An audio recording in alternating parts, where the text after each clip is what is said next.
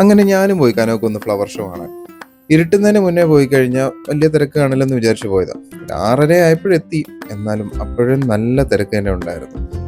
Lights ഒക്കെ അത്യാവശ്യം നല്ല എൻജോയ് ചെയ്ത് കാണാൻ പറ്റി. കാരണം കയറി കുറച്ച് കഴിഞ്ഞപ്പോഴത്തേക്കും തന്നെ അത്യാവശ്യം നല്ല ഇരുട്ടിയായിരുന്നു.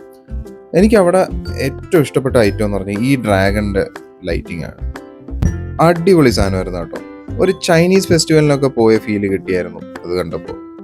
അത് ഞാൻ ശരിക്കും കുറച്ച് നേരം അവിടെ നിന്ന് വീഡിയോസൊക്കെ എടുത്ത് അവിടെ ഒന്ന് കറങ്ങി നടന്ന് വൈബൊക്കെ എൻജോയ് ചെയ്തിട്ടാണ് പോയത്. പിന്നെ 1-2 ലൈറ്റിൻ്റെ ഐറ്റംസ് വേറെയും ഉണ്ടായിരുന്നു. ഒരു ഈവനിങ് സമയം ചിലവാക്കാൻ പറ്റിയ ഐറ്റംസ് ഒക്കെ അവിടെ ഉണ്ട്.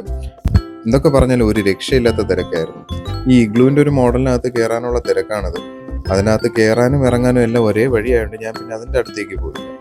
അടുത്ത ഐറ്റമായ ഇങ്ങനത്തെ ഒരു ചെറിയ പസിലും കഴിഞ്ഞ് നേരെ ഫ്ലവർ ഷോയിലേക്ക് പോയി. അത്യാവശ്യം നല്ല കളക്ഷൻ തന്നെ ഉണ്ടായിരുന്നു. പക്ഷെ നമുക്കിങ്ങനെ ശാന്തവും സമാധാനമായിട്ട് നിന്ന് നോക്കാനുള്ള ഗ്യാപ്പ് ഒന്നും കിട്ടില്ല. പെട്ടെന്ന് തന്നെ അവിടെ വോളണ്ടിയേഴ്സ് നമ്മളെ പുഷ് ചെയ്ത് അടുത്ത സെക്ഷനിലേക്ക് വിടുമായിരുന്നു. എന്തൊക്കെ പറഞ്ഞാലും ഈ ക്രിസ്മസ് ന്യൂ ഇയർ ടൈമിൽ ഇങ്ങനെ കനോക്കുന്ന് കത്തി നിൽക്കുന്ന കാണാൻ ഒരു പ്രത്യേക രസം തന്നെയാണ്. അപ്പോൾ until next time, bye guys.